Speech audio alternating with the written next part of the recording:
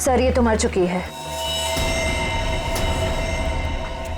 Ready, ambulance को phone करो। ये सब कैसे हुआ? मैंने देखा था सर। क्या हुआ था? सर हमारी आंखों के सामने एक ट्रक आया और इस औरत को कुचलकर चला गया सर। श्रेया कुछ मिला? नहीं सर, कुछ भी नहीं मिला।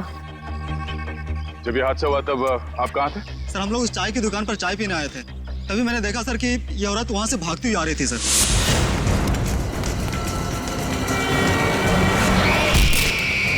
सर शायद ये स्पीड में आते हुए ट्रक को देखकर डर गई होगी, इसे पता ही नहीं चला होगा कि क्या करे। पर उस ट्रक ड्राइवर को तो पता होना चाहिए था कि उसे क्या करना है। वो ब्रेक लगा सकता था, ट्रक को दूसरी ओर मोड़ सकता था, या फिर एक्सीडेंट के बाद पुलिस स्टेशन में जाके अपने आप को सरेंडर कर सकता था। एक औरत को ठोकर मार के भागना, ये कहाँ की इंसानियत है? सर वो इंसान नहीं, हैवान था सर। वो ट्रक को फुल स्पीड में लेकर आया सर और इस औरत को कुचलकर चला गया। तुमने उस ट्रक का नंबर नोट किया? नंबर देखा था? हाँ सर।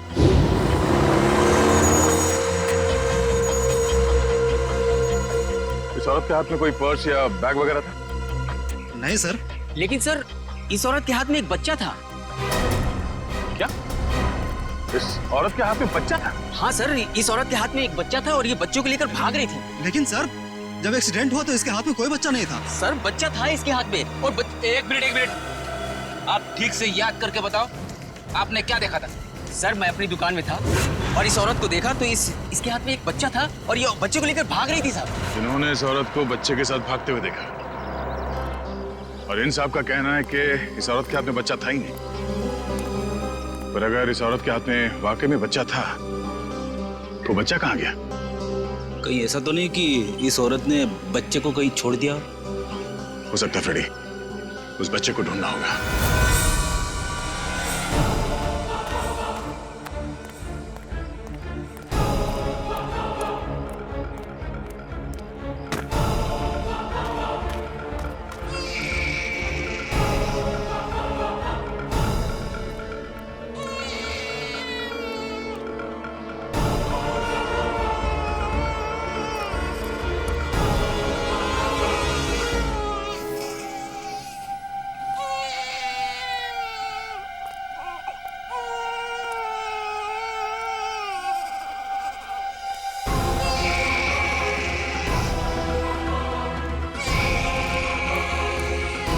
आप रेडी?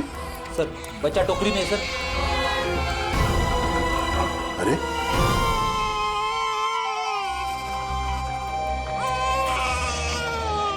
उस औरत ने बच्चे को यहाँ पे टोकरी में छोड़ दिया। लेकिन सर कोई अपने बच्चे को इस तरह टोकरी में छोड़ के क्यों जाएगा? हाँ साहब कहिए। ये बच्चा यहाँ इस टोकरी में कैसे आया? बच्चा? हाँ सर मुझे नहीं पता, मैं तो अपनी दुकान लगा रहा था, फल लेने गया था। इसका मतलब है मरने से पहले इस औरत ने इस बच्चे को यहाँ टोकरी में रखा। हमें उस मरी हुई औरत का पता लगाना है और ये बच्चा। इस बच्चे को हम अपने साथ लेके चलते हैं। इस बच्चे का ख्याल रखना हमारा फर्ज है। पहले ये पता करते हैं कि इस बच्चे के परिवार में है कौन। सर उस औरत के बैकग्राउंड के बारे में तो कुछ पता नहीं चला, पर डॉक्टर सालुंके ने कुछ जरूरी बात पता लगा ली है। वो क्या? इस औरत का और उस बच्चे का खून का कोई रिश्ता नहीं। क्या? इस बच्चे का और उस औरत का डीएनए मैच नहीं हो रहा है? जी सर। इसका एक ही मतलब हो सकता है दया, उस औरत ने इस बच्चे को चुरा लिया और फिर वो भाग रही थी। हो सकता है सर। काम करना पड़ेगा, मिसिंग पर्सन ब्यूरो से पता लगाना पड़ेगा कि क्या किसी ने बच्चा गायब होने की रिपोर्ट दर्ज करवाई है क्या। और डॉक्टर सालुंके का इस बच्चे की माँ के बारे में भी कुछ कहना है सर। क्या? इस औरत ने जो सैंडल पहने हुए थे, उस सैंडल के नीचे के हिस्से की तरफ हमें खून के कुछ अंश मिले। उस खून का डीएनए करने से पता चला कि उस खून का डीएनए और उस बच्चे के खून का डीएनए आपस में मैच होते हैं। और उस औरत की उम्र जिसका वो खून है लगभग 28 से 30 साल होनी चाहिए। खून के निशान? फिर जरूर इस बच्चे की माँ बुरी तरह से घायल हुई होगी। सर हो सकता है उस अनजान औरत ने ही हमला किया हो बच्चे की माँ पर और बच्चे को लेकर भाग गई। सर लगता है ये कोई बहुत बड़ी साजिश है। उस औरत का एक्सीडेंट नहीं बल्कि जानबूझ के खून किया गया है। सर हमने आरटीओ में भी पता किया, ट्रक का नंबर उनके रिकॉर्ड्स में भी नहीं है। ये देखो बॉस, अब कोई प्रॉब्लम नहीं है, अरे प्रॉब्लम तो तब होगा जब बॉस का फोन आएगा। उसको क्या जवाब दोगे? ये काम अधूरा छोड़ दिया। सर, एक ऐसा सुराग मिला है जिससे पता चल सकता है कि ये औरत है कौन। वो क्या? ये उस औरत के कपड़े, इस पे लॉन्ड्री का टैग लगा हुआ है। बस सुबह इस टैग से पता लगाओ ये कौन सी लॉन्ड्री है, और इस लॉन्ड्री से हमें पता चलेगा कि ये औरत रहती कहाँ है। सर, तब तक मैं इस बच्चे को संभालूंगा सर, अपने घर पे। बस बच्चे को अपने साथ रखना चाहता हूँ सर। सर, मैं भी आपकी मदद करूंगी।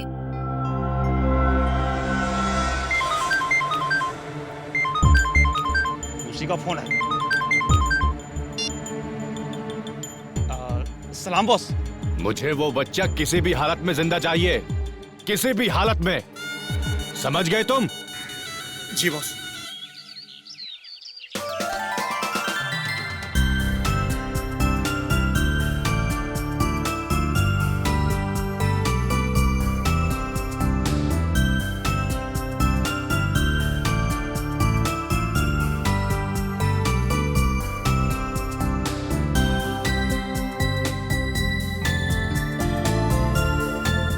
सर, आप शांत हो जाइए, मैं इसे संभालती हूँ।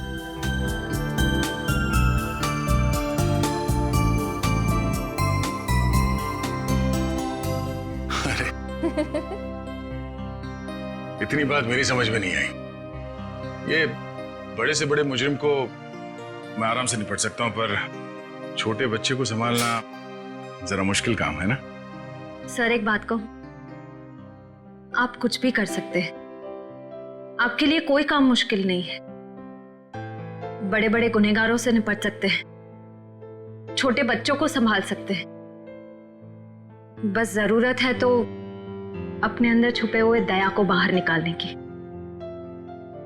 जिसका दिल मोम जैसा है, जो सबकी कदर करते हैं, जो प्यार करना भी जानते हैं।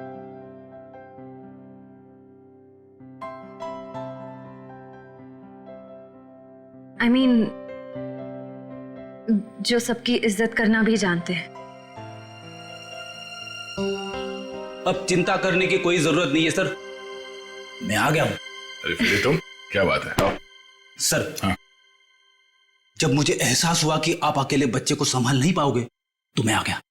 ला, बच्चा दो। इट्स ओके सर, मैं बच्चे को नहीं संभाल पाओगी, मुझे दे दो। लेकिन फ्रेडी, बच्चे को नींद नहीं आएगी, उसे सुलाने का तरीका मेरे पास है। बच्चा दे दो।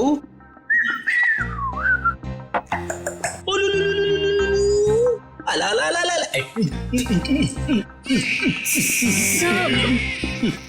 फ्रेडी क्या कर रहे हो? सर, जिद छोड़ो और बच्चे को वापस दे दो शेफ। सर प्लीज, मैं संभाल लूंगी। कोई प्रॉब्लम नहीं है सर, बच्चे को चुप कराने का फॉर्मूला मेरे पास है। श्रेया, टीवी का रिमोट देना। अब देखना सर, ये कार्टून चैनल देख के बच्चा कैसा खुश होता है। कौन से नंबर पे?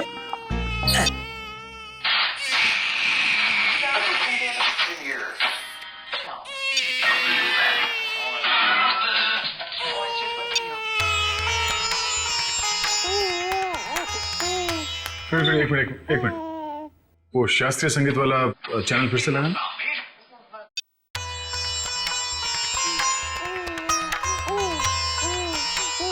सुरों की काफी समझ है इसे। हाँ सर, बड़ा होके बड़ा संगीतकार बनेगा। सब हो रही दुकान।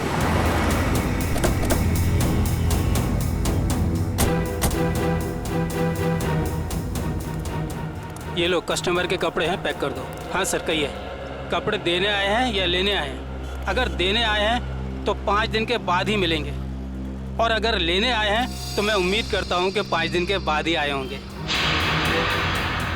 सर, मैं बहुत ही ईमानदार व्यापारी हूं, और मैंने आज तक अपने किसी भी कस्टमर को कोई भी धोखा नहीं दिया है। हाँ, ये कपड़े आपकी लॉन्ड्री में धुले हैं ना? जी हाँ मैडम, ये हमारी लॉन्ड्री के ही हैं। आप यही जानना चाहते हैं कि ये कपड़े किसके हैं? समझदार लगते हो, बता। हाँ, 1 मिनट, रघु बुक दो। मिल गया सर। ये कपड़े किसी गोपी नाम की औरत के हैं। गोपी, एड्रेस भी लिखा होगा उसमें? नहीं सर, एड्रेस तो नहीं है, लेकिन फ़ोन नंबर है। दो।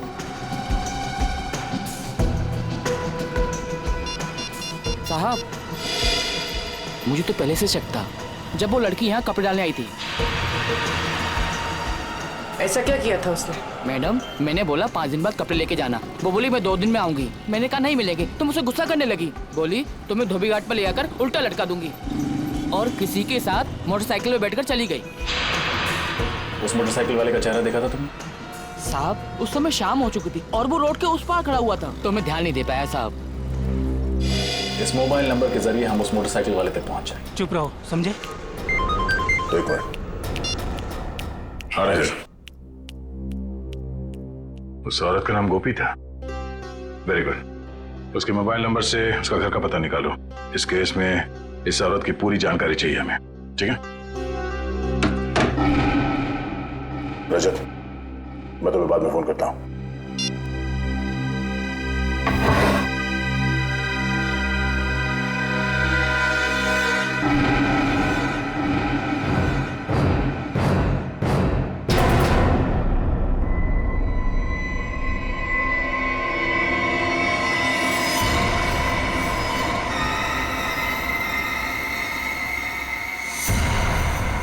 दया, तुम फौरन अपनी बंदूक नीचे रख दो, वरना इस लड़की का भेजा बाहर कर देंगे। दया, तुमसे हमारी कोई दुश्मनी नहीं है, बस ये बच्चा हमारे हवाले कर दो और अपनी जान बचा लो। अपनी जान की परवाह करने वाले कायरों को हम सीआईडी में भर्ती नहीं किया करते।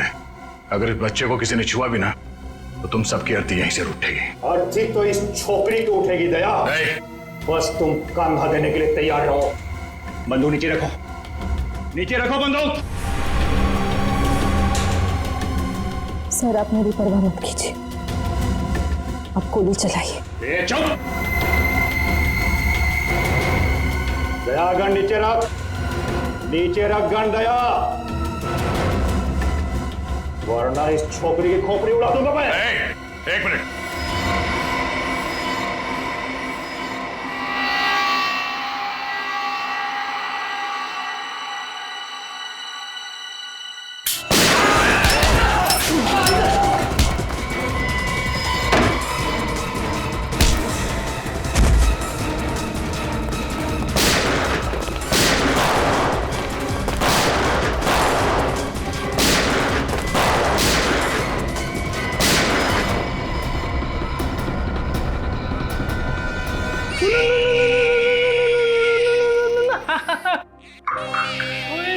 इतना छोटा सा मासूम बच्चा किसी का क्या बिगाड़ सकता है?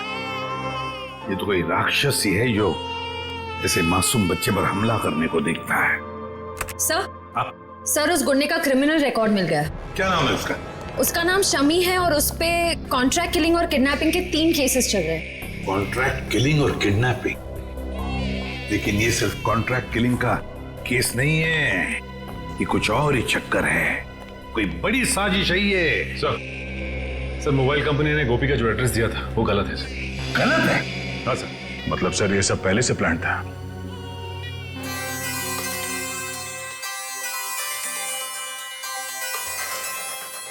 अरे, वाइफ का फोन।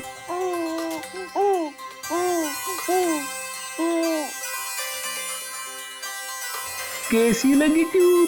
अच्छी अच्छी अच्छी। सर, कल रात दया सर के घर पे टीवी पर जब शास्त्रीय संगीत आ रहा था, तब बच्चा अचानक से शांत हो गया और मुस्कुराने लगा। अच्छा, वैसे आमतौर पे इस तरह की धुन सुनकर बच्चे उछलने लगते हैं। हाँ, लेकिन अभी भी फ्रेडी सर की रिंगटोन सुनकर बच्चा कैसे खुश हो गया? सर, हो सकता है कि जब से इस बच्चे का जन्म हुआ हो तब से ये शास्त्रीय संगीत सुनता आ रहा। हो सकता है इसके माता पिता में से कोई संगीतकार या गायक हो। कविनगर जाके पता लगाना पड़ेगा कि वहां पर कोई शास्त्रीय संगीत विद्यालय है क्या। ता थई तत थई ता थई तत थई ता थई तत थई तत थई ता थई तत थई ता थई तत। एक मिनट,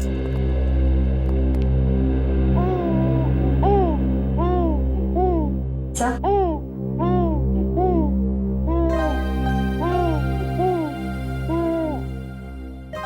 लगता है सही जगह पे हैं। नमस्ते। नमस्ते। अरे वाह, ये बच्चा तो बड़ा कोमल है। इसके पैर में कला भी नजर आती है, लेकिन नृत्य सीखने के लिए ये उम्र बहुत छोटी है। मास्टर जी, हम यहाँ बच्चे को नृत्य सिखाने के लिए नहीं लाए हैं। तो फिर इस नन्ही सी जान को आप यहाँ क्यों ले आए? हम लोग सीआईडी से हैं और एक केस के सिलसिले में आपसे कुछ पूछताछ करने आए हैं। ओह जी, पूछिए। जरा इस बच्चे को देखिए। आप पहचानते हैं इसे? देखा आपने इसे? जी नहीं, इस बच्चे को कभी देखा नहीं मैंने। आपने इस औरत को देखा है? अरे ये तो हमारे बगल वाली डे केयर सेंटर में काम करती है। Baby day care centre?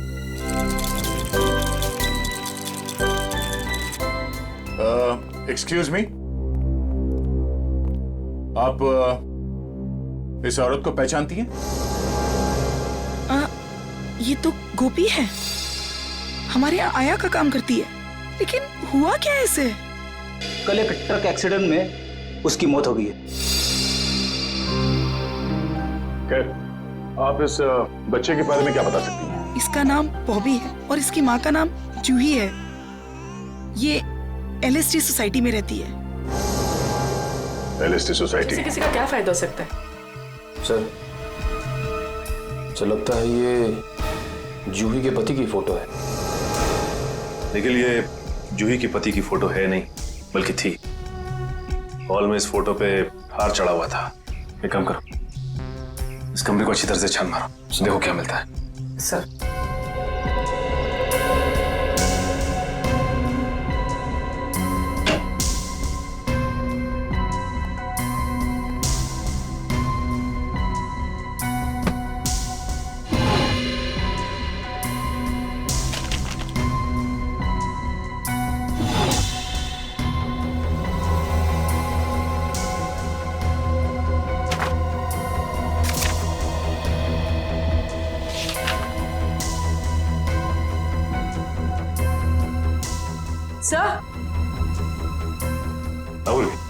सही देखिए।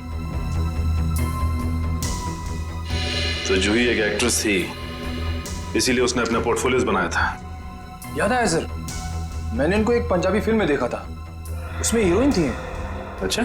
हाँ सर। इस घर का लिव एंड लीज एग्रीमेंट मिला है सर। सर ये वोटर आईडी है सर, इसमें इनका नाम जूही नहीं बल्कि असली नाम शीतल है सर। और ये जीवन शांति आश्रम का रिसीप्ट भी है सर। तो ये बात है, ये जूही उर्फ शीतल 5 सालों तक एक आश्रम में रह रही थी और 1 साल पहले ही आश्रम से बाहर आई है। मगर सर, एक फिल्म की हीरोइन 5 साल तक आश्रम में क्यों रहेगी? ये देखो, शीतल के पिता रविकांत का नाम लिखा हुआ है इस कार्ड पे। सर ये रहा डॉक्टर रविकांत का घर, बहुत बड़े साइंटिस्ट हैं।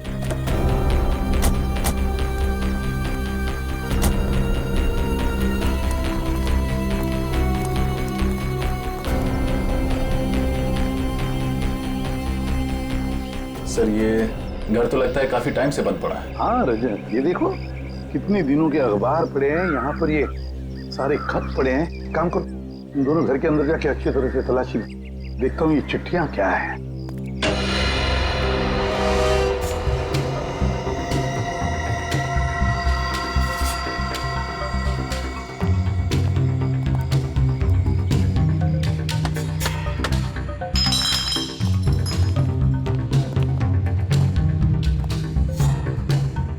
उससे पहले ही यहाँ कोई आ चुका है, शायद कुछ ढूंढने। देखो कुछ हाथ लगता है क्या? सर,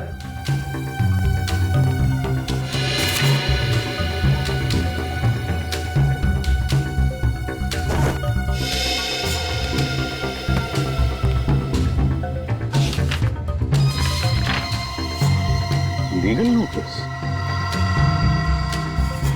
अरे सुनिए सुनिए, देखिए मैं सीआईडी से हूँ। एक बात बताइए, आप रविकांत जी को जानते हैं? हाँ सर, 10 सालों से वो मेरे पड़ोसी हैं। अचानक उनकी मौत की खबर सुनकर बहुत दुख हुआ। अचानक मौत हो गई रविकांत जी की? काम? कैसे? गाड़ी की स्पीड इतनी तेज थी कि वो कंट्रोल नहीं कर सके और वो जाके नदी में गिर गए। Oh my God. कुछ मिला? नहीं सर। ये रविकांत जी का एक्सीडेंट ही था या? एक्सीडेंट ही था सर। ठीक है, थैंक यू वेरी मच। अब जा सकते हैं। नोटिस कैसी?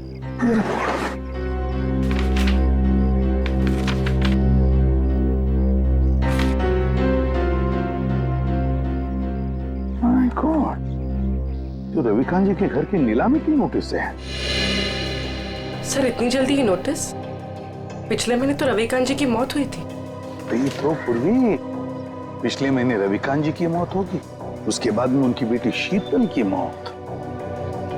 ये कोई कोइंसिडेंस नहीं हो सकता, कोई इत्तेफाक नहीं है, ये कुछ और ही चक्कर है। कुछ ना कुछ तो गड़बड़ जरूर है। और फिर अब शीतल के बच्चे की भी जान को खतरा है। इस रविकांत जी के एडवोकेट से मिलना पड़ेगा, वकील से मिलना पड़ेगा, पता लगाना पड़ेगा इस घर के नीलामी का राज क्या है। ओ, रविकांत जी की प्रॉपर्टी की नीलामी की नोटिस ये तो मैंने बनवाई है, लेकिन आपको कहां से मिली? उनके घर से। एक और बात, उनकी बेटी शीतल का किसी ने खून कर दिया। शीतल का खून? लेकिन ये किसने किया? उन्हीं का पता लगाने ही तो हम आपके पास आए हैं। मैं कुछ समझा नहीं। रविकांत जी और शीतल के बाद इस मकान पर हक किसका बनता है? शीतल जी के बेटे बॉबी का। सिर्फ मकान पर ही नहीं, कसारा में जो 50 एकड़ जमीन है वो भी बॉबी के नाम हो जाएगी। अच्छा, और ये नीलामी का आइडिया किसका था? रविकांत जी के छोटे भाई राकेश का। राकेश? इस राकेश के बारे में और कुछ जानते हैं? जी हाँ, दरअसल उनके परिवार को मैं पिछले 15 साल से जानता हूँ। उनके सारे लीगल मैटर्स मैं ही देखता हूँ।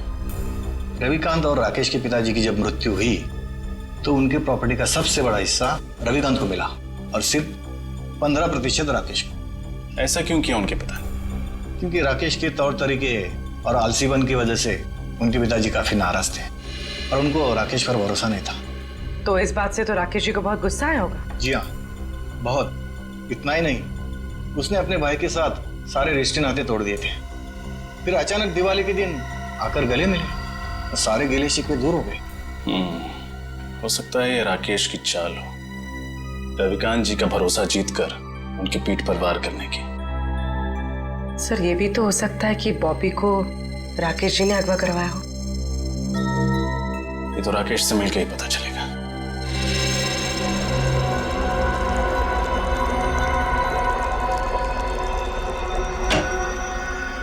Excuse me. जी कहिए। हम लोग सीआईडी से हैं। डॉक्टर रविकांत के बारे में तो आप लोग जानते ही होंगे।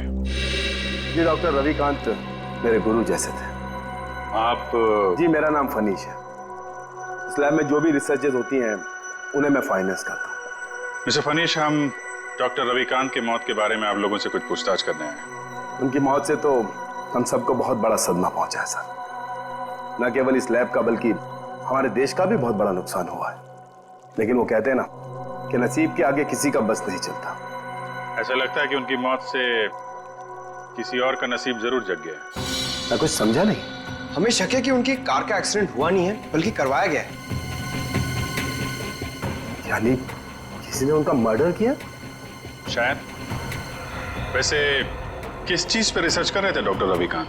इसके बारे में तो उन्होंने कभी किसी को कुछ नहीं बताया।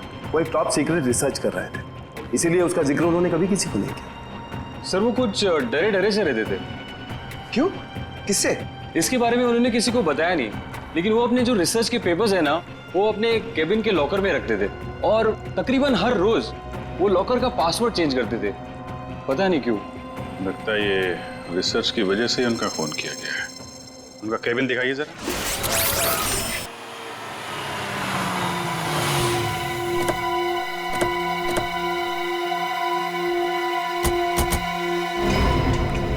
सर गाड़ी तो यहीं खड़ी है, राकेश घर में ही होगा। हाँ,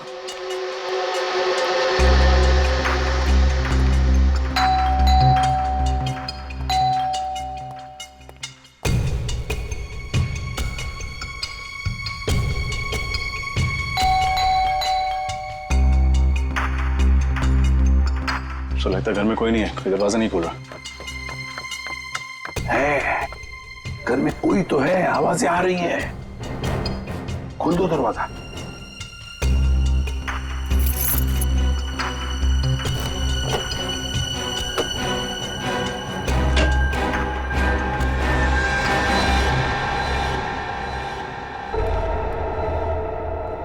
संभल के, 3 खून किए उसने।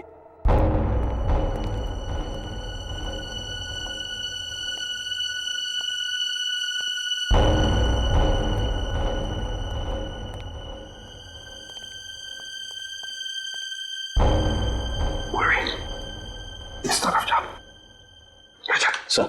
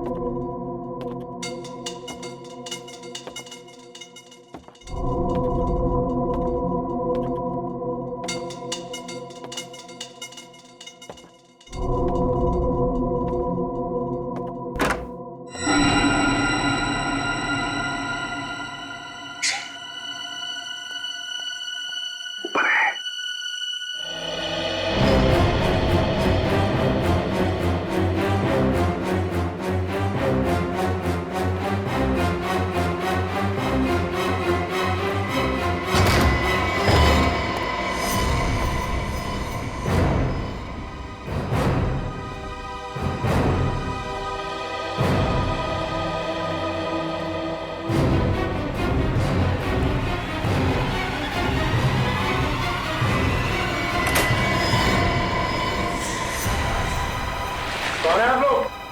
सीआईडी। लेकिन मैंने किया क्या है? किया क्या है? हैं? या क्या है?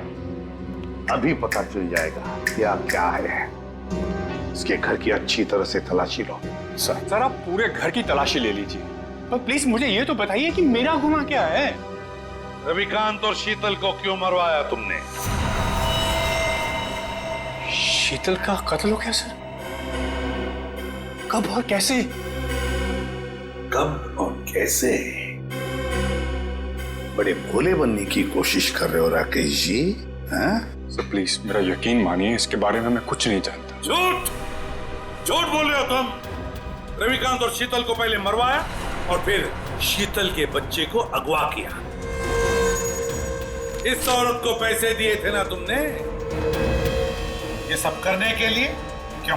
नहीं सर, मैंने ऐसा कुछ नहीं किया। इस औरत को मैं पहली बार देख रहा हूं सर। सर मैं रवि भैया और शीतल का खून क्यों करवाऊंगा? इसलिए, इस जायदाद के लिए। जायदाद के पेपर थे, है ना? क्यों? और तुम ये भी जानते थे कि रविकांत और शीतल की मौत के बाद ये सारी जायदाद शीतल के बेटे के नाम पर हो जाती, और अगर शीतल के बेटे का कुछ कम ज्यादा होता तो ये पूरी की पूरी जायदाद तुम्हारे नाम पर हो जाती। यही चाहते थे ना तुम? जी सर, लेकिन क्या? लेकिन क्या? लेकिन सर मैंने किसी का खून नहीं किया, और ना ही सर मैंने बॉबी को किडनैप करवाया। प्लीज मेरा यकीन मानिए। तुम्हारा यकीन करूं? क्यों? क्यों यकीन करूं तुम्हारा मैं? हैं? कोई सबूत है तुम्हारे पास? तुम्हारा यकीन करूं? क्यों? क्यों यकीन करूं तुम्हारा मैं? हैं? कोई सबूत है तुम्हारे पास? हाँ सर, 1 मिनट।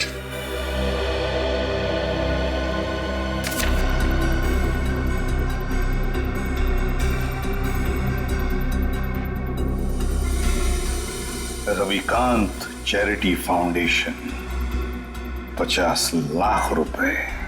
जी सर, जायदाद में जितना भी मेरा हिस्सा था उस सबको बेचकर सारे रुपए में रवि भैया की चैरिटी में डालने वाला था। सर भगवान का दिया हुआ मेरे पास सब कुछ है।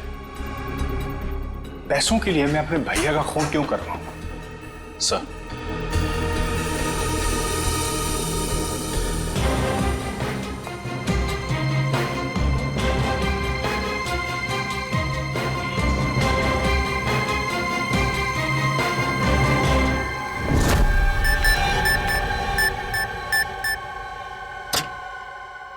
ये क्या, लॉकर तो खाली है। खाली है? अभिजीत, ये देखो अभिजीत, ये रिसर्च पेपर्स हैं, जला दिए गए हैं। वही पेपर है ना? हाँ सर, ये तो वही रिसर्च पेपर्स है जिन पर डॉक्टर रविकांत रिसर्च कर रहे थे, पर उन्होंने ये जलाए क्यों? शायद उन्हें डर होगा कि ये रिसर्च के पेपर किसी गलत हाथों में ना पड़ जाए। पंकज, मिला कोई? नहीं सर, सारी फाइल्स डिलीटेड है। एक फाइल है, इसको मैं खोलने की कोशिश कर रहा हूँ सर, एक सेकंड। सर खुल गई। क्या है इसमें? पता नहीं, साइंस के आई थिंक कोई फॉर्मूलाज है, मेरे तो कुछ समझ में नहीं आ रहा है। मैं देखता हूं।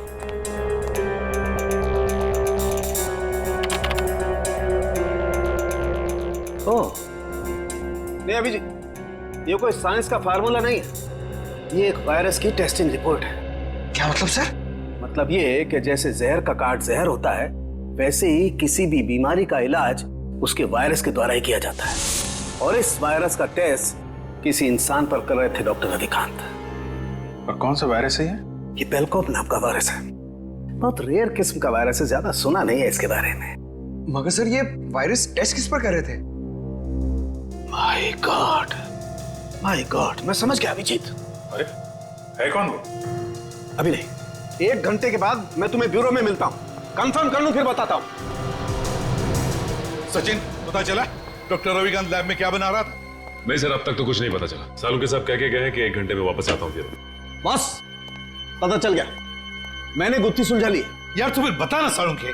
बॉस, उस रिसर्च लैब में हमने जिस पेशेंट की रिपोर्ट देखी थी, उसमें पोलकोप नाम का वायरस था।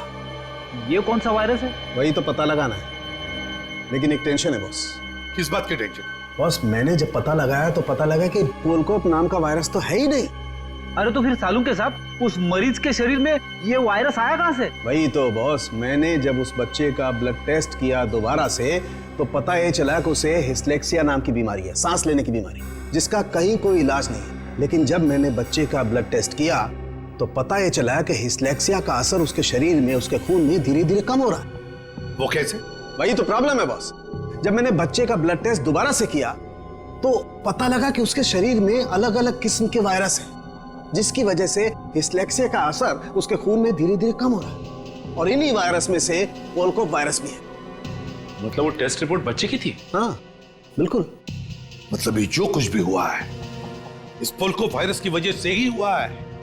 कोई तो है जो इस पोलकोप वायरस पर कब्जा करना चाहता है। हाँ सर, डॉक्टर रविकांत ने वायरस के सारे सैंपल और रिसर्च के सारे मटेरियल तबाह कर दिया, बर्बाद कर दिया सर। अब ये वायरस सिर्फ बच्चे के अंदर है। मतलब सचिन, बच्चे की जान को खतरा है।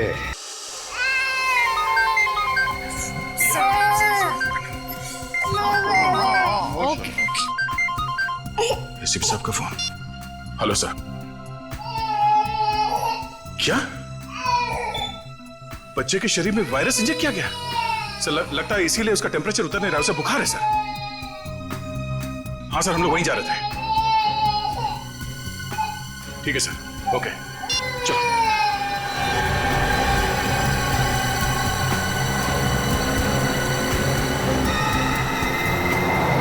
चलो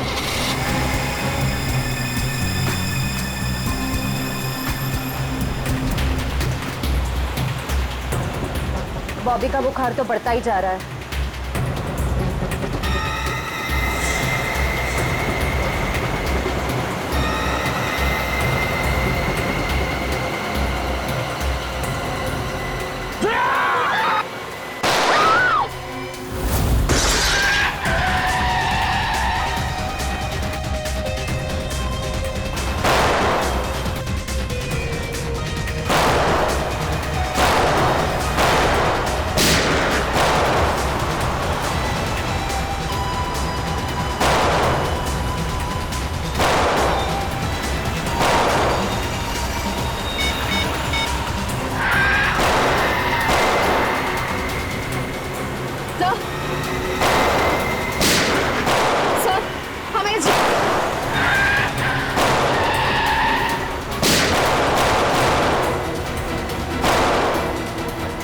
तुम ठीक हो?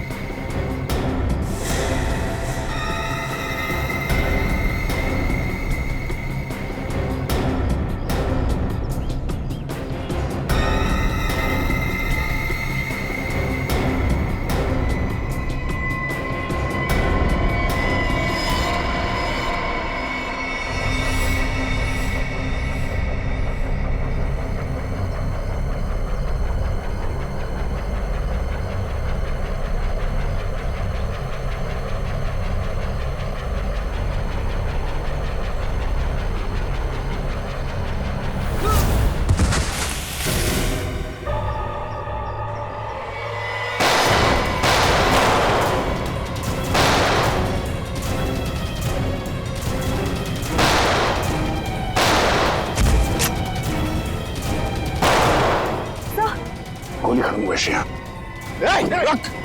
दया, तेरा खेल खत्म हो गया है। चल कर नीचे रख। ए, लड़की को दे, मेरे को दे, बच्चा मेरे को दे।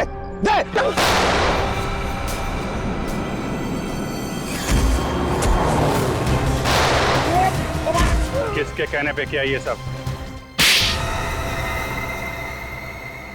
शर्म आनी चाहिए तुम्हें। एक मासूम बच्चे के साथ तुमने ऐसी घिनौनी हरकत की। मैं मजबूर था ऑफिसर।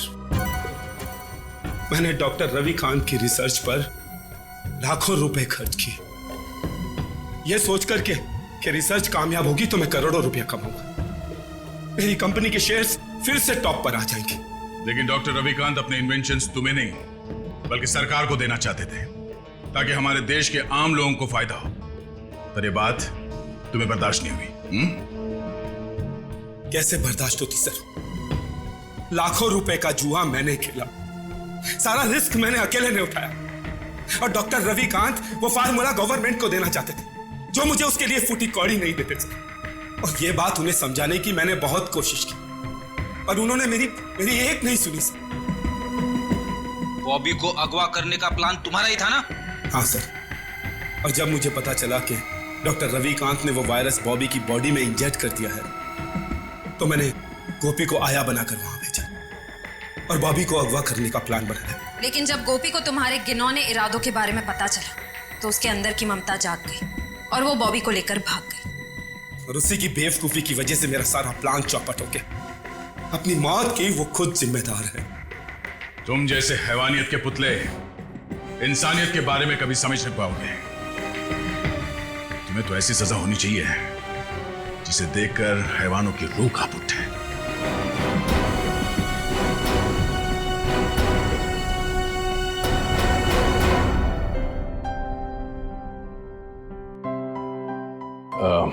सर, हमें इस बच्चे के भविष्य के लिए कुछ करना चाहिए। हाँ, इसके भविष्य का पूरा बंदोबस्त करके रखा है।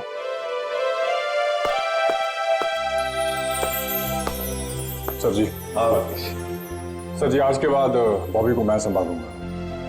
अपने भाई के बेटे की तरह नहीं बल्कि अपने बेटे की तरह से बड़ा करूं। ये तो बहुत खुशी की बात है। लेकिन जिंदगी में कभी इस बच्चे को किसी मदद की जरूरत पड़े तो हमें जरूर याद करना। बहुत खुशी होगी हमें। Thank you.